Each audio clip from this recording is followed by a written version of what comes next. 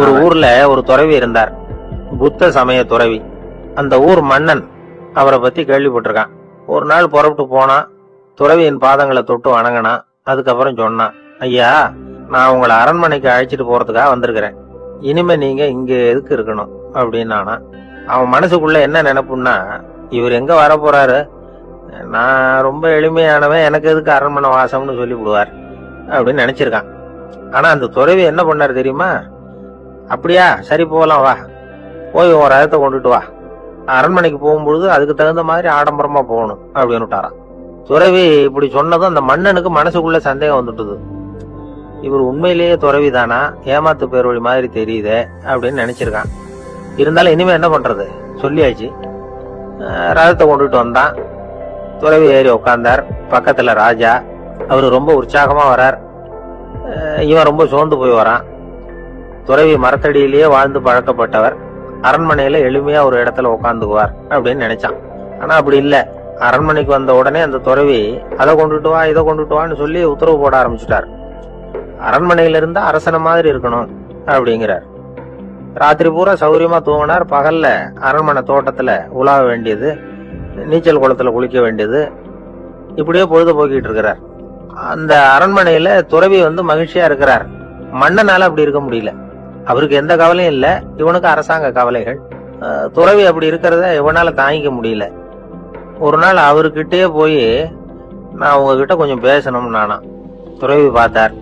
நான் இந்த அரண்மனைக்கு வரும்பொழுதே நீ என்னமோ என்கிட்ட கேட்கணும்னு நினைச்ச, ஏன் கால தாமதம், நீ அனாவசியமா உன்னையே தொந்தரவு பண்ணிட்டு இருக்கிற, நீ கவலையா இருக்கேங்கிறது எனக்கு புரியுது. நான் மரத்தடியில இருந்தப்ப கூட என்னை அடிக்கடி சந்திச்சுக்கிட்டு இருப்ப, ஏதாவது விளக்கம் கேட்கறது உண்டு. இங்க வந்த பிறகு என்னை சந்திக்கிறது கூட அபூர்வமா போயிட்டுது. நீ இப்போ என்ன கேட்க போறேங்கிறது எனக்கு தெரியும், இருந்தாலும் கேள் அப்படின்னாராம். வேற ஒண்ணும் இல்லைங்க, இப்போ உங்களுக்கும் எனக்கு என்ன வித்தியாசம், 2 பேரும் அரண்மனையில தான் இருக்கிறோம். நீங்க மகிழ்ச்சியா இருக்கிறீங்க, நான் அப்படி இருக்க முடியல. இவ்வளவுக்கும் நீங்க முன்னாடி இருந்தது மாதிரி இல்ல. தினமும் தங்க தேர் கேட்கறீங்க, உயர்தரமான ஆடைகள் அணியறீங்க, சுவையான சாப்பாடு. இப்படி இருக்கிறப்போ உங்களுக்கு எனக்கு என்ன வித்தியாசம்? இதுதான் மன்னனுடைய கேள்வி. இதுக்கு பதில் சொல்றேன், என் கூட புறப்பட்டு வா, இந்த நகரத்துக்கு வெளியில போவோம் அப்படின்னு சொல்லி அரசனை கூப்பிட்டுக்கிட்டு ஊர் எல்லைக்கு சேர்ந்தார் துறவி. அங்க போய் சொன்னார், இத பாருப்பா, இந்த இடத்தான் தேடிட்டு இருந்தேன். இனிமே நான் திரும்பி வர போறதில்ல. நீ என்னோட வர்றியா, திரும்பி போறியா அப்படின்னார். நான் எப்படிங்க உங்க கூட வர முடியும்? என்னுடைய நாடு, என்னுடைய சொத்துக்கள், மனைவி, மக்கள் எல்லாத்தையும் விட்டுட்டு எப்படிங்க வர்றதுன்னா. இப்ப அந்த துறவி சொன்னார், இப்ப வித்தியாசத்தை தெரிஞ்சுக்கிட்டியா? நான் அரண்மனையில இருந்தேன், எல்லா வித பொருள்களும் உடையவனா இருந்தேன், ஆனா எதையும் சொந்தம் கொண்டாடுறவனா இருக்கல. ஆனா நீ அப்படி இல்ல, எல்லாத்தையும் சொந்தம் கொண்டாடிட்டு இருக்கிற. இதுதான் நமக்குள்ள வித்தியாசம் அப்படின்னு சொன்னார். அரண்மனை ஆடைகளை அப்படியே கலைஞர் அரசங்கிட்ட கொடுத்தார். உன்னுடைய ஆடைகளை நீயே வச்சுக்கோன்னார். அவர் பாட்டுக்கு நடந்து போனார், திரும்பியே பார்க்கல. அரசனுக்கு அப்பதான் தன்னுடைய அறியாமை விளங்குச்சான். இதுல இருந்து நாம புரிஞ்சுக்க வேண்டியது என்னன்னா, இந்த உலகத்துல எத்தனையோ பொருள்கள், அதையெல்லாம் முறையா பயன்படுத்தினா மகிழ்ச்சி. அதை விட்டுட்டு அதுக்கெல்லாம் சொந்தம் கொண்டாட ஆரம்பிச்சா கவலை.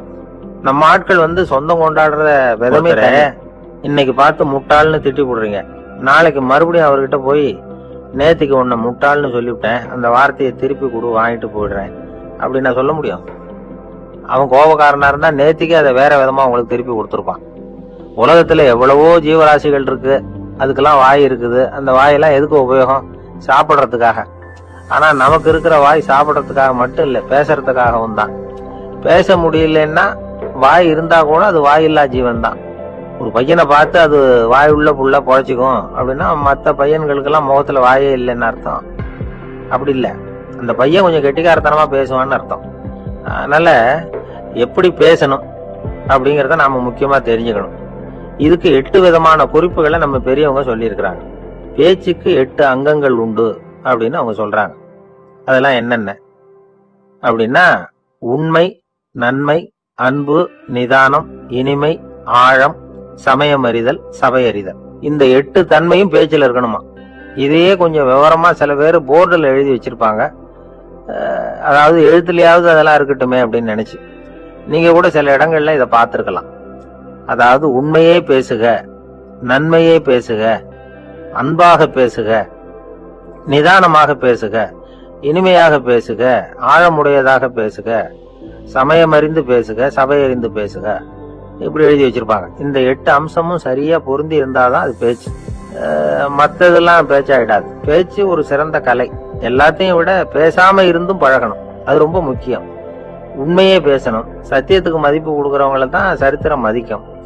உண்மை பேசினா மட்டும் போதாது, அந்த உண்மையில நன்மை கலந்துருக்கணும். கொலகாரனுக்கு பயந்துகிட்டு ஒருத்தன் உங்க வீட்டுக்குள்ள ஒளிஞ்சிருக்கிறான். அந்த முரட்ட ஆசாமி கையில அறிவாளோட வந்து அவங்க வந்தானான்னு உங்ககிட்ட கேட்கறான்னு வச்சுங்க. உண்மைதான் உயர்வு தரும் அப்படின்னு நினைச்சுக்கிட்டு, ஆமா உள்ளதான் இருக்கிறான், அடுப்பங்கரையில குதிருக்கு பின்னாடி உட்காந்துருக்கிறான், போய் பிடிச்சிட்டு போங்க அப்படின்னு சொல்லுவீங்க. அது நன்மை இல்லாத உண்மை. அதனால பிரயோஜனம் கிடையாது. அதே மாதிரி உங்க பேச்சில் அன்பு இருக்கணும், நிதானம் இருக்கணும், இனிமை இருக்கணும், சிந்தித்து பேசணும், சமயம் அறிந்து பேசுறதும் முக்கியம். அதை பத்தி நமக்கு வேற யாரும் சொல்லி கொடுக்க வேண்டியதில்லை. எந்த நேரத்துல யாருக்கிட்ட எப்படி பேசினா காரியம் நடக்கும் அப்படிங்கிறது நமக்கு நல்லா தெரியும். அது கைவந்த கலை. அவை அறிந்து பேசுற திறமை பேச்சாளர்களுக்கு ரொம்ப அவசியம். அது இல்லைன்னா நிலைமை பரிதாபமாயிடும். ஒரு பேச்சாளர் ரொம்ப மும்முரமா பேசிக்கிட்டே இருந்தாராம். ரொம்ப நேரம் நிறுத்தவே இல்லை, பேசிக்கிட்டே இருக்கிறார். சபையில இருந்தவங்க எல்லாம் ஒவ்வொருத்தரும் எழுந்திரிச்சு போய்கிட்டே இருக்கிறாங்க. கடைசியில 2 பேர் தான் அக்கறையா பேசுறவரை கவனிச்சுட்டு உட்காந்துருந்தாங்களாம். மேடையில பேசிக்கிட்டு இருந்தவர் அவங்கள பார்த்து சொன்னாராம், எனக்கு கூட்டம் முக்கியம் இல்ல, எவ்வளவு பேர் என் பேச்சை கேட்கறாங்க அப்படிங்கிறது முக்கியம் இல்ல. நீங்க 2 பேராவது ஊக்கமா என்ன கவனிச்சுக்கிட்டு உட்காந்துருக்கிறீங்க, அது போதும். உங்களுக்காகவே நான் பேசிக்கிட்டு இருக்கிறேன் அப்படின்னார். இதை கேட்டதும் உட்கார்ந்து இருந்த 2 பேர்ல ஒருத்தர் எழுந்திருச்சு, அப்படி இல்லைங்க, நாங்க 2 பேரும் நீங்க பேசி முடிச்ச உடனே தொடர்ந்து பேச வேண்டிய ஆளுங்க, அதுக்காக தான் காத்துக்கிட்டு இருக்கிறோம், சீக்கிரம் முடிங்க. அம்மாவுக்கு எப்போதுமே பிள்ளைங்கள் அம்மா பக்கம் தான் இருக்கும். அம்மா பிள்ளைங்க தான் அதிகம். இதுல ஒரு பெரிய நீதிபதி இருந்தார், சென்னையில். உண்மையா நடந்தது. சென்னையில ரொம்ப காலத்துக்கு முன்னாடி, காந்தி இருந்த காலத்துல சென்னையில ஒரு நீதிபதி. அவர் ஒரு நாள் கோர்ட்லாம் விட்டு ரொம்ப கஷ்டப்பட்டு ராத்திரி சும்மா போய் உடனே வீட்டுக்கு வரல. கோர்ட்டினுடைய நடவடிக்கை முடிஞ்சு வீட்டுக்கு வராம போய் எங்கெங்கயோ போய் சுத்திவிட்டு அந்த நண்பர்களோட அப்படி உல்லாசமா அப்படி கொண்டாடிவிட்டு நடு ராத்திரிக்கு வந்திருக்கிறாரு வீட்டுக்கு 1 மணிக்கு. அப்ப அந்த வயசான அம்மா வாசல்லையே காத்துக்கிட்டு இருக்கு. உள்ள போச்சு நீதிபதி இன்னும் வந்து சேரலேன்னு வாசல்லையே நின்றுட்டு இருந்துதான். அப்ப அது வந்த உடனே பலார்னு அரைஞ்சுட்டாங்களாம் அந்த அம்மா. ஏன்டா அவ்வளவு தூரம் எங்க போனேன், என்னதான் நீதிபதியா இருந்தாலும் அவங்களுக்கு உள்ள தானே, பலார்னு அரைஞ்சுட்டாங்க. உடனே அவர் கலங்கி போய் அழுதாராம். மறுநாள் கேட்டிருக்காங்க அந்த பக்கத்துல இருந்தவங்க, ஏன் நீ பெரிய நீதிபதி, பெரிய பதவியில இருக்க, அதனால உன்னை அவங்க அம்மா அடிச்சுட்டாங்கன்னு அழுதியா அப்படின்னு கேட்டாங்க. அப்ப அவர் சொன்னாராம் நீதிபதி, இல்ல நான் இது மாதிரி எங்க அம்மா கிட்ட அடிக்கடி அடி வாங்குவேன், எப்போதும் அவங்க அடிக்கிற அடி பலமா விழும், இப்ப அவங்க அடிச்சது எனக்கு வலிக்கவே இல்லை, அந்த அளவுக்கு அவங்களுக்கு வயசாயிட்டுதே, பலம் குறைஞ்சுட்டுதேன்னு நினைச்சு அழுதேன் அப்படின்னு. அதுதான் புள்ள அம்மா பேர்ல உள்ள. இப்ப ராமர் லட்சுமணர் கதை சொல்லுவாங்க. அதாவது ராமரும் பரதனும் பந்து விளையாடிட்டு இருந்தாங்களாம். சின்ன வயசுல பந்து விளையாடிட்டு இருந்தாங்களாம். உடனே ராமர் வந்தாராம். வந்து கோசலை அவங்க அம்மா மடியில, கோசலை மடியில சோர்ந்து போய் உட்காந்தாராம். சந்தோஷமா உட்காந்துருக்காரு. அப்ப அந்த கோசலை அம்மா கேட்டாங்களாம், ஏன்பா அப்படி இவ்வளவு சந்தோஷமா இருக்கே, என்ன காரணம் அப்படின்னு கேட்டிருக்காரு. அப்படின்னு அந்த அம்மா கேட்டிருக்கு. ராமன் சொன்னானா, என் தம்பியோட நான் பந்து விளையாண்டுகிட்டு இருந்தேன், பரதன் அவன் ஜெயிச்சுட்டான், நான் தோத்துட்டேன், என்ன அவன் ஜெயிச்சுட்டான், அவனுடைய வெற்றி எனக்கு சந்தோஷமா இருக்கு, தம்பியோட வெற்றி, அதனால நான் சந்தோஷமா இருக்கேன்னு சொல்லியிருக்கேன். அந்த அம்மாவுக்கு ரொம்ப சந்தோஷம், தம்பி ஜெயிக்கிறாங்கிறத பத்தி அண்ணன் சந்தோஷப்படுறானே அப்படின்னு. கொஞ்ச நேரத்துல பரதன் வந்திருக்கான். அவன் சோர்ந்து போய் கலங்கி போய் அதே அம்மா மடியில் உட்காந்துருக்கான். நீ ஏப்பா நீ தான் ஜெயிச்சுட்டியாமே, நீ என்னத்துக்கு வருத்தப்பட்டுட்டு வர அப்படின்னு கேட்டிருக்க அந்த அம்மா. அப்ப பரதன் சொன்னானா, நான் ஜெயிக்கணுங்கிறதுக்காக அண்ணன் விட்டு கொடுத்தாரு, தோத்துட்டாரு, அதனால எனக்கு வருத்தமா இருக்கு, உண்மையில அவர் தான் ஜெயிச்சிருக்க வேண்டியது, எனக்காக விட்டு கொடுத்தாரு, அதனால நான் வருத்தப்படுறேன். அப்ப அந்த அம்மா சொல்லிச்சான், இப்படிதான் தம்பியினுடைய வெற்றி அண்ணனை சந்தோஷப்படுத்துது, அண்ணனுடைய தோல்வி தம்பியை வருத்தப்பட வைக்குது, இப்படிதான் இருக்கணும், அண்ணன் தம்பின்னா அப்படிதான் குடும்பத்திலும் இருக்கணும்னு சொல்லி அந்த அம்மா சொன்னதா சொல்லுவாங்க. ரெண்டு பெண்கள் வந்துகிட்டு இருந்தாங்களாம், பஸ் பிரயாணம். ஒருத்தன் என்ன பண்ணிருக்கான், ஒரு சின்ன பையனை கொண்டு வந்தானா. ஒரு சின்ன பையன் பக்கத்துல இருக்கான். ஒரு பெரியவர் கேட்டிருக்காரு, யாருப்பா அந்த பையன் அப்படின்னு கேட்டிருக்காரு. இவன் சொன்னானா, இந்த பையன் எனக்கு தூரத்து உறவுன்னு இருக்கான். சரி, தூரத்து உறவுன்னா எப்படி அப்படின்னு கேட்டிருக்கான். இந்த பையன் எங்க அப்பாவுக்கு 8வது புள்ள அப்படின்னா, கூட பிறந்தவனே அவ்வளவு தூரமா போயிட்டான், 8வதா பிறந்த. அப்படி இருக்கு குடும்ப உறவுகள்ங்கிறது. மனுஷனுக்கு வேல்யூ விஞ்ஞானம் எப்படி போட்டிருக்குன்னா, ஒரு மனித உடம்புல இருக்கிற கால்சியத்தை மட்டும் தனியா எடுத்தா ஒரு சின்ன ரூமுக்கு வெள்ளை அடிக்கலாமா. ஒரு மனுஷ உடம்புல இருக்கிற பாஸ்பரஸை மட்டும் தனியா எடுத்தா ஒரு 40 நெருப்பு வச்சு தயார் பண்ணலாம். ஒரு மனுஷ உடம்புல இருக்கிற இந்த கொழுப்பு சத்தை மட்டும் தனியா எடுத்தா ஒரு 7 சோப்பு கட்டி தயார் பண்ணலாம். அது மாதிரி ஒரு மனுஷ உடம்புல இருக்கிற இரும்பு சத்தை மட்டும் தனியா எடுத்தா ஒரு 2 அங்குல ஆணி 2 செய்யலாம். இவ்வளவுக்கும் விலை போட்டா 42 ரூபா 50 காசு. இதுதான் மனுஷனுக்கு விஞ்ஞானம் போட்டிருக்கிற விலை. அது எப்போ அது ஒசரும்னா அவன் மனுஷனா இருக்கிற வரைக்கும் இருக்கிறப்ப. அதுவும் செத்து போனா அதுவும் கிடையாது, செத்து போனா அதுவும் குறைஞ்சிரும். மிருகங்களுக்கெல்லாம் அப்படி இல்லை, செத்ததுக்கு அப்புறம் விலை கூடும். அங்கெல்லாம் எல்லா ஊர்லயும் பாத்தீங்கன்னா உயிர் கோழி 50 ரூபா, உரிச்ச கோழி 60 ரூபான்னு போட்டிருக்கோம். செத்ததுக்கு அப்புறம் 10 ரூபா அதிகம். மனுஷன் வந்து நீ உயிர் மனுஷன் 42 ரூபா 50 காசு, செத்ததுக்கு அப்புறம் 52 ரூபான்னா நீயே வச்சுக்கிடாது, எனக்கு எது கண்டு போட்டு. அவன் வந்து எப்ப அவனுக்கு வேல்யூ கூடும்னா மனிதனாக வாழும்பொழுது தான் வேல்யூ கூடும். குடும்பத்துல வந்து அந்த பாசத்தோட வாழணும்னு கடவுள்கிட்ட கேட்டு சொன்னாங்களே, அதுதான். இந்த சமூகம்ங்கிறதும் ஒரு பெரிய குடும்பம் தான். அதனாலதான் இந்த நாட்டுக்குள்ள பெருமையை எல்லாரும் ஒற்றுமையா இருந்தா எதையும் சாதிக்கலாம்ங்கிறது தான் இந்த நாட்டுக்குள்ள பெருமை. அப்படி நிரூபிச்சோம். அதனால சமூகம்ங்கிறதும் ஒரு குடும்பம் மாதிரி இருக்கிறது தான் பெருசு. நபிகள் நாயகத்தினுடைய பேரர்கள் பாத்திமாவனுடைய பிள்ளைகள் 2 பேர், ஹசன் ஹுசைன் 2 பேர் நபிகள் நாயகத்தினுடைய பேரன்மார்கள். அன்னை பாத்திமாவனுடைய குழந்தைகள். ஹசனும் ஹுசைனும் பேசிக்கிறதே இல்லையா கொஞ்ச நாள். இந்த அம்மாவுக்கு அதை பாக்குறாங்க, ஏதோ அண்ணன் தம்பிக்குள்ள ஏதோ தகராறு போல் இருக்கு, ஏன் பேசிக்க மாட்டேங்கிறாங்க அப்படின்னு சொல்லி அந்த பிள்ளைகளை கூப்பிட்டு வச்சு அந்த அம்மா புத்தி சொல்லிச்சான். இந்த பாருப்பா, நீ வந்து அண்ணன் தம்பிக்குள்ள இது மாதிரி இருக்கக்கூடாது. உங்க பாட்டனார் ஒரு புத்திமதி சொல்லியிருக்காரு, உனக்கு தெரியுமா? ஒரு முஸ்லிம் இன்னொரு முஸ்லிமோடு 3 நாட்களுக்கு மேல் பேசாமல் இருந்தால் அது அவனை கொலை செய்வதற்கு ஒப்பாகும் அப்படின்னு நபிகள் நாயகம் சொல்லியிருக்காரு, தெரியுமா உனக்கு? அந்த அம்மா சொல்லிச்சான். அப்ப அந்த தம்பிக்காரர் சொன்னாராம், ஹுசைன் சொல்லியிருக்காரு, அதுவும் எனக்கு தெரியும். அதே தாத்தா பாட்டனார் என்ன சொல்லியிருக்காருன்னா, அந்த 2 பேர்ல யாரு முதல்ல சலாம் சொல்றாங்களோ, யாரு முதல்ல முன்னாடி பேசுறாங்களோ அவங்களுக்கு சொர்க்கம் கிடைக்கும், இறைவனுடைய ஆசி கிடைக்கும்னு சொல்லியிருக்கிறார். அந்த ஆசி அண்ணனுக்கு கிடைக்கட்டுமேங்கிறதுக்காக நான் பேசாம இருக்கிறேன் அப்படின்னா.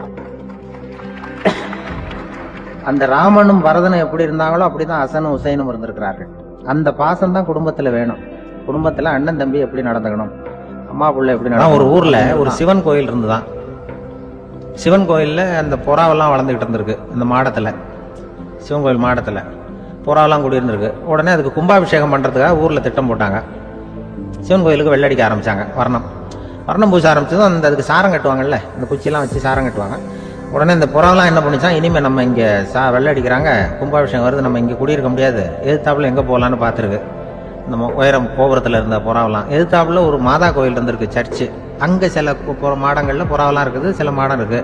உடனே நம்மளாம் அங்க போடும் கொஞ்சம் காலத்துக்குன்னு எல்லாம் புறப்பட்டு இந்த மாதா கோயிலுக்கு போயிடுது. அங்க போனா அங்க இருக்கிற புறாவோட சேர்ந்து இதுவும் குடியிருந்துட்டு இருக்கு. கொஞ்ச நாள் என்னாச்சு, அங்க கிறிஸ்துமஸ் வந்துட்டுது. கிறிஸ்துமஸ் வந்ததும் சரி இங்கேயும் வெள்ளடிக்க ஆரம்பிக்கிறாங்க. நம்ம மறுபடியும் எங்கடா போறதுன்னு பார்த்தா அங்க இருக்கிற புறாவோட சேர்ந்து இதுவும் சேர்ந்து நேரா ஒரு பள்ளிவாசல் இருந்தது. எதுக்கு அங்க இருக்கிற மாடத்துல போய் அங்க குடியேறிட்டுது எல்லாம். அங்க போனா அங்க ரமலான் மாசம் வந்து ரம்சானுக்காக அதையும் புதுப்பிக்க ஆரம்பிச்சாங்க. இது என்ன பண்றதுன்னு சொல்லி இந்த 3 செட்டு புறாவும் சேர்ந்து என்ன பண்ணுச்சு, எங்க போலான்னு பார்த்தா மறுபடியும் அதுக்குள்ள இந்த சிவன் கோயில்ல கும்பாபிஷேகம் முடிஞ்சு போச்சான். முடிஞ்சிருக்கு, அங்க போடுவோம் எல்லாரும் சொல்லி எல்லா புறாவும் அந்த சிவன் கோயிலுக்கு வந்துட்டுது. அங்க போய் மாடத்துல குடியிருந்துட்டுது. அப்ப திடீர்னு ஒரு நாள் பார்த்தா ஒரே கலவரம் பூமியில எல்லாம் ஒருத்தனை அருவாளை தூக்கிட்டு நிக்கிறான், குச்சி எடுத்து ஒருத்தனை சுட்டுக்கிறான். ஒரே கலவரம், சத்தம், ஒரே மத கலவரம் வந்துட்டுது ஊர்ல. அப்போ புறாவெல்லாம் மாடத்துல இருந்துகிட்டு ஒரு குஞ்சு புறா அவங்க அம்மாட்ட கேட்டுதான், இது என்ன, இந்த மனுஷனுக்கு என்ன ஆச்சு, அவன் கத்தியை தூக்கிட்டு நிக்கிறானு அப்படின்னு கேட்டுதான். ஒரு குஞ்சு புறா அவங்க அம்மாட்ட கேட்டுதான். அம்மா புறா. இப்ப அம்மா அந்த புறா சொல்லிச்சான், மனுஷனுக்கு இப்ப மதம் பிடிச்சிருக்கு, அதான் கத்தியை தூக்கிட்டு நிக்கிறான் அப்படின்னு இருக்கு. இப்ப நமக்கெல்லாம் பிடிக்கலையே அப்படின்னு தான். அப்ப அந்த புறா சொல்லிச்சான், அந்த பாருமா, நாம வந்து இந்த சிவன் கோயில்ல இருந்தாலும் நமக்கு புறான்னு தான் பேரு, இந்த மாதா கோயிலுக்கு போனாலும் நமக்கு புறான்னு தான் பேரு, பள்ளிவாசலுக்கு போனாலும் நமக்கு புறான்னு தான் பேரு. இந்த மனுஷன் அப்படி இல்லை. அவன் இங்க இருக்கிற வரைக்கும் இந்துன்னு சொல்லுவான், அங்க மாதா கோயில் இருந்தான்னா கிறிஸ்தவன்னு சொல்லுவான், பள்ளிவாசல் இருந்தான்னா முஸ்லீம்னு சொல்லுவான். அப்ப குஞ்சு புறா, அது என்ன இப்படி பண்றாங்க மனுஷங்க, இப்ப அவங்கள விட நம்ம வசதி போல் இருக்க, நம்ம தேவலாம் போல் இருக்க அப்படின்னு தான் அந்த குஞ்சு புறா. அப்ப அந்த தாய் புறா சொல்லிச்சான், உண்மைதான், அதனாலதான் நம்ம மேலான இடத்துல இருக்கிறோம், அவன் கீழே நிக்கிறான் என்னமோ அப்படின்னு சொல்லிச்சான். இதுதான் அந்த குடும்பம்ங்கிறது, சமுதாயம்ங்கிறது ஒரு பெரிய குடும்பம். அது இந்த புறாகிட்டே இருந்து மனுஷன் கத்துக்க வேண்டியிருக்கு. அப்படி இருக்குது இன்னைக்கு மனுஷனுடைய நிலைமை. அதை புரிஞ்சுக்கணும். அப்படித்தான் ஒவ்வொரு இதுலேயும் நாம் நடந்து கொள்ள வேண்டியிருக்குது. மிருகங்கள்ட்ட இருந்து கற்றுக்கிற 2 பெண்கள் பக்கத்து பக்கத்தில் உட்காந்துருக்காங்க. அந்த கண்டக்டரை கூப்பிட்ருக்காங்க, இங்கே வாயா அப்படின்னு அந்த ஒரு அம்மா கூப்பிட்ருக்கு. என்னம்மா அப்படின்ட்டு இருக்கார். இந்த ஜன்னலை திறந்து விட்டு போ அப்படின்னு. சரின்னு பக்கத்தில் இருந்த ஜன்னலை திறந்து விட்டு அவர் போயிட்டார். பக்கத்தில் இருந்தம்மா உடனே இங்கே வாயா மறுபடியும் வாயான்னு கூப்பிட்ருக்கு. என்ன இந்த ஜன்னலை மூடி விட்டு போ அப்படின்ட்டுருக்கு. மூடி விட்டு போனார். மறுபடியும் அந்த முன்னாடி கூப்பிட்டது வாமா வாயா வாயான்னு மறுபடியும் கண்டக்டரை கூப்பிட்டு, என்ன இந்த பார், இந்த ஜன்னலை நீ மூடி வச்சின்னா நான் மூச்சு திணறி செத்து போடுவேன். அப்புறம் உடனே பக்கத்தில் இருந்தம்மா தபாரியா அந்த அம்மா பேச்சை கேட்டுட்டு நீ திறந்து வச்சின்னா நான் குளிர் தாங்காமல் செத்து போடுவேன் அப்படின்னு. அவர் தலையை பிச்சுக்கிறார் கண்டக்டர். என்னடா பெரிய ரொம்ப போச்சேன்னு, கொஞ்சம் தூரம் பிரயாணம் இதில் கூட அட்ஜஸ்ட் பண்ணி போகக்கூடாதா அப்படின்னு. அப்போ அந்த பஸ்ஸில் பின்னாடி ஒருத்தன் கடைசி சீட்டில் வெயில் தாங்காமல் சட்டையெல்லாம் கட்டி போட்டுட்டு ஒரு கிராமத்து ஆள் பீடி குடிச்சிட்டு வரான். அவர் கூப்பிட்ருக்கான் அந்த ஆள், அந்த கண்டக்டர் இங்கே வாயா அங்கே என்ன தகராறு அப்படின்னு. அந்த எதிர்த்து வீட்டுக்காரன் வந்தானே முன்னாடி பஞ்சாயத்துக்கு, அது மாதிரி கண்டக்டர் இங்கே வாயா, அவன் ஏன் நீ என்ன சொல்ல போகிற அப்படின்ட்டு வந்திருக்கான். சட்டையெல்லாம் கட்டி போட்டு பீடி குடிக்கிறான். பீடி புகையை ஊதி விட்டு அங்கே என்ன தகராறு அப்படின்னு கேட்டிருக்கான். ஒன்றும் இல்லையா, அந்த அம்மா ஜன்னலை திறந்தா செத்து போவேங்கிறது, இந்த அம்மா ஜன்னலை மூடுனா செத்து போவேங்கிறது, நான் என்னையா பண்ணுறது ஒரு ஆள், இதுக்கு ஏன் ஏன் கவலைப்படுறேன், நான் சொல்கிறத கேள், நான் தீர்த்து வைக்கிறேன் பிரச்சனையை அப்படின்னு சொல்லிவிட்டு பீடியை எடுத்துவிட்டு புகையை ஊதிவிட்டு சொன்னானா, கொஞ்ச நேரம் அந்த ஜன்னலை மூடி வை, அந்த அம்மா செத்து போவோம், அப்புறம் திறந்து வை, இந்த அம்மா செத்து போவோம், நாம நிம்மதியாக போகலாம் அப்படின்னு சொல்லிட்டு பீடி குடிக்க ஆரம்பிச்சிட்டான். அவருக்கு கோவம் வந்துட்டுது கண்டக்டருக்கு. உனக்கு என்னையா நீ பாட்டுக்கு சொல்லிட்டு போடுவ, அந்த 2 அம்மாவும் செத்து போச்சுன்னா அவங்க வீட்டுக்காரனுக்கெல்லாம் யார் பதில் சொல்றது அப்படின்னா, கவலையே படாத, 2 பேருக்கும் நான் தான் வீட்டுக்காரன். அதனால தான் அந்த யோசனையை சொன்னேன் உங்ககிட்ட. அப்புறம் இதுதான், இந்த ஒன்றுக்கு மேலே போச்சுன்னா அது இயற்கைக்கு விரோதம், இப்படிலாம் ஆகும். அதனால தான் அவன் அவ்வளவு ஒன்றுமே வேண்டான்ட்டு கடைசி பெஞ்சு இதில் போய் சீட்டில் உட்காந்துக்கிட்டான். அப்படி அது இயற்கையை புரிஞ்சுக்கிட்டு வாழணுங்கிறது முக்கியம். குடும்பத்தில் கணவனுடைய பங்கு என்ன, மனைவியினுடைய பங்கு, குழந்தை குட்டிகள்லாம் சொல்லுவாங்க. அப்படி இருக்கணும். கணவன்கிறவனுக்கு நிறைய சகிப்புத்தன்மை தேவைப்படுது. மனித நேயம்ங்கிறத பற்றி சொல்லுவாங்க. மனித நேயம் ஏன்னா ஒரு கணவன் கணவனாக இருக்கணும், மனைவி மனைவியாக இருக்கணும். ஒரு மனுஷன் இன்னைக்கு மனிதன் மனிதனாக இல்லை, மனித நேயம் குறைஞ்சி போச்சு, எது குடும்ப உறவுகள்லாம் ரொம்ப மாறி போச்சுன்னு சொல்ல. இப்போ நாகரிகத்தில் அப்படி தான் இருக்குது. ஒரு இதில் கரையில் குதிருக்கு பின்னாடி உட்காந்துருக்கிறான், போய் பிடிச்சிட்டு போங்க அப்படின்னு சொல்லுவீங்க. அது நன்மை இல்லாத உண்மை. அதனால பிரயோஜனம் கிடையாது. அதே மாதிரி உங்க பேச்சில் அன்பு இருக்கணும், நிதானம் இருக்கணும், இனிமை இருக்கணும், சிந்தித்து பேசணும், சமயம் அறிந்து பேசுறதும் முக்கியம். அதை பத்தி நமக்கு வேற யாரும் சொல்லி கொடுக்க வேண்டியதில்லை. எந்த நேரத்துல யாருக்கிட்ட எப்படி பேசினா காரியம் நடக்கும் அப்படிங்கிறது நமக்கு நல்லா தெரியும். அது கைவந்த கலை. அவை அறிந்து பேசுற திறமை பேச்சாளர்களுக்கு ரொம்ப அவசியம். அது இல்லைன்னா நிலைமை பரிதாபமாயிடும். ஒரு பேச்சாளர் ரொம்ப மும்முரமா பேசிக்கிட்டே இருந்தாராம். ரொம்ப நேரம் நிறுத்தவே இல்லை, பேசிக்கிட்டே இருக்கிறார். சபையில இருந்தவங்க எல்லாம் ஒவ்வொருத்தரும் எழுந்திரிச்சு போய்கிட்டே இருக்கிறாங்க. கடைசியில 2 பேர் தான் அக்கறையா பேசுறவரை கவனிச்சுட்டு உட்காந்துருந்தாங்களாம். மேடையில பேசிக்கிட்டு இருந்தவர் அவங்கள பார்த்து சொன்னாராம், எனக்கு கூட்டம் முக்கியம் இல்ல, எவ்வளவு பேர் என் பேச்சை கேட்கறாங்க அப்படிங்கிறது முக்கியம் இல்ல, நீங்க 2 பேராவது ஊக்கமா என்ன கவனிச்சுக்கிட்டு உட்காந்துருக்கிறீங்க, அது போதும், உங்களுக்காகவே நான் பேசிக்கிட்டு இருக்கிறேன் அப்படின்னார். இதை கேட்டதும் உட்கார்ந்துருந்த 2 பேர்ல ஒருத்தர் எழுந்திருச்சு, அப்படி இல்லைங்க, நாங்க 2 பேரும் நீங்க பேசி முடிச்ச உடனே தொடர்ந்து பேச வேண்டிய ஆளுங்க, அதுக்காக தான் காத்துக்கிட்டு இருக்கிறோம், சீக்கிரம் முடிங்க. ஒரு மனுஷனை பார்த்து என்கிட்ட வாலாட்டாதே அப்படின்னு சொன்னா அவன் நம்ம கிட்ட ஏதோ வம்புக்கு வர்றான்னு அர்த்தம். ஒரு நாயை பார்த்து யாரும் என்கிட்ட வாலாட்டாதே அப்படின்னு சொல்றது இல்லை. ஏன்னா நாய் வாலாட்டுனா அது நம்ம கிட்ட தன்னுடைய நன்றியை தெரிவிக்கிறதாக நினைச்சுக்கிட்டு இருக்கிறோம். ஆனா அது அப்படி இல்லை அப்படின்னு சொல்றாங்க அது சம்பந்தமான நிபுணர்கள். ஒரு நாய் தன்னுடைய வாலை இந்த பக்கமும் அந்த பக்கமுமா இப்படியும் அப்படியும் ஆட்டிக்கிட்டு இருந்தா அது பதட்டத்துல கூட இருக்கலாம். நாய் நட்பா இருந்தாலும் வாலாட்டும், ஆத்திரத்துல இருந்தாலும் வாலாட்டும், கோபத்துல இருந்தாலும் வாலாட்டும், குழப்பத்துல இருந்தாலும் வாலாட்டும், மகிழ்ச்சியா இருந்தா கூட அது வாலாட்டும். அதை நாம தப்பா புரிஞ்சுக்கிட்டு அதுகிட்ட போய் மாட்டிக்க கூடாது. நாயை பத்தி எனக்கு நல்லா தெரியும் அப்படின்னு சொல்றவங்க கூட அதுகிட்ட கடி வாங்கிட்டு நிக்கிறது உண்டு. நிபுணர்கள் என்ன சொல்றாங்க தெரியுமா, எப்பவுமே நாய்கள் திடீர்னு கடிச்சு விடுறது இல்ல, கடிக்கிறதுக்கு முன்னாடி சில அறிகுறிகளை காட்டும், அதை சரியா புரிஞ்சுக்கிட்டோம்னா தப்பிச்சுக்கலாம். ஒரு வீட்டுக்கு போறீங்க, அங்க புதுசா ஒரு நாயை பாக்குறீங்க, உடனே அதுகிட்ட போய் குனிஞ்சு சிரிச்சுக்கிட்டே அது தலையில தட்டுறீங்க. இது ரொம்ப தப்பான். ஒரு நாய் இன்னொரு நாயை நேருக்கு நேர் பார்த்து பல்ல காட்டுனா அது தன்னுடைய தன்முனைப்பை காட்டுதுன்னு அர்த்தமா. உன்னை விட நான் பெரியவன் அப்படின்னு சொல்லுதுன்னு அர்த்தம். அதனால நீங்க அது மாதிரி கிட்ட போய் சிரிக்கிறோம் அப்படின்னு நினைச்சுக்கிட்டு பல்ல காட்டினா உங்களையும் எதிரியா நினைச்சிரும். இன்னொரு விஷயம் என்னன்னா, தலையில தட்டுனா நாய்க்கு பிடிக்காது.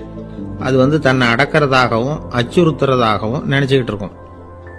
சரி, அப்படின்னா புதுசா ஒரு இடத்துல அல்லது வீட்டுல நாய்க்குட்டியை பார்த்தா என்ன பண்றது? நீங்க சும்மா இருங்க, அதுவா கிட்ட வரட்டும். அதுக்கப்புறம் அதுகிட்ட கனிவா பேசுங்க.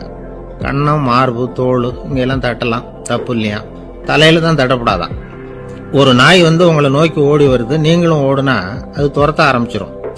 அசையாம சில மாதிரி நின்றுடுங்க, அது கிட்ட வராது. அதுக்கு ஆர்வம் இல்லாம போயிடும். ஒரு தெருவில் சின்ன பிள்ளைங்க நிறைய பேர் விளையாடிக்கிட்டு இருக்கிறாங்க. அப்போ சில நாய்கள் அங்கே ஓடி வருது. எல்லாரும் ஓடினாங்க. அப்படி ஓடுறப்போ ஒரு பையன் கால் தடிக்க கீழே விழுந்துட்டான். என்னாச்சு தெரியுமா? துரத்திட்டு வந்த நாய்கள்லாம் கீழே விழுந்தவன ஒன்றும் செய்யல, அவன் கிட்டே போகல. ஓடிக்கிட்டு இருந்தாங்கல்ல பசங்க, அவங்கள துரத்திக்கிட்டு அவங்க பின்னாடி ஓடிச்சான். அதுதான் நாய்களுடைய சுபாவம். ஒரு நாய் நம்மளை நேருக்கு நேர் முறைச்சு பார்க்குதுன்னு வச்சுங்க, நாமளும் அதை முறைச்சு பார்க்கக்கூடாது. நாம வேற பக்கம் எங்கேயாவது பார்க்க ஆரம்பிச்சிடணும். ஒரு நாய் கோபமா இருந்ததுன்னா அதோட வால் உறுதியா நேரா நிற்கும். ஒரு நாய் பணிந்து போனா அல்லது பயந்து போனா அது தன்னோட வாலை காலுக்கு நடுவில் வச்சுக்கும். ஒரு நாய் நம்மளை பார்த்து பயந்து நிக்குதுன்னு வச்சுங்க, அதனால நமக்கு ஆபத்து இல்லைன்னு நினைச்சிடக்கூடாது. உங்களை பார்த்துட்டு ஒரு நாய் ஒடுங்குச்சுன்னா நீங்க விலகி போயிடணும் அப்படின்னு அது நினைக்குது. நிறைய பேர் பயந்து போன நாயால கடிபடுறாங்க. இவன் நம்மளை விட பெரிய ஆள், மாட்டிக்கிட்டோம், வேற வழி இல்லை அப்படிங்கிற நினைப்புல தான் நாய் கடிக்க ஆரம்பிக்குதான். இதே மாதிரி சங்கிலியால கட்டி போடப்பட்டிருக்கிற நாயும் ஆபத்தானதுதான். தொடர்ந்து கட்டி போட்டிருந்தா காலப்போக்கில் அது ஒரு மாதிரி ஆயிடும். நாய் குழந்தைகளை கடிக்காது அப்படின்னு சில பேர் சொல்லுவாங்க. அதுவும் ஒரு தவறான நம்பிக்கை. அதனால சின்ன குழந்தைகளை தனியா நாயோட விளையாட விடக்கூடாது. ஆக கூடி நாயை பத்தி நிறைய விஷயம் புரிஞ்சுக்க வேண்டியிருக்குது. ஒருத்தர் தன்னுடைய நண்பர் வீட்டுக்கு போயிருந்தார். அவசியம் எங்க வீட்டில் சாப்பிட்டுட்டு தான் போகணும் அப்படின்னு ரொம்ப அன்பா சொல்லிவிட்டார். அதை மீற முடியல இவரால். சரின்னு உட்காந்துட்டார். சாப்பாடு போட்டாங்க, சாப்பிட ஆரம்பிச்சார். அவங்க வீட்டில் கட்டி போட்டிருந்த நாய்க்குட்டி இவர் சாப்பிட்றத முறைச்சு பார்த்தது. ஏன் இப்படி என்ன அது முறைச்சு பாக்குது உங்க வீட்டு நாய்க்குட்டி அப்படின்னு இவர் கேட்டார். அப்போ அவங்க சொன்னாங்களாம், அதுகிட்ட ஒரு கெட்ட பழக்கம்ங்க.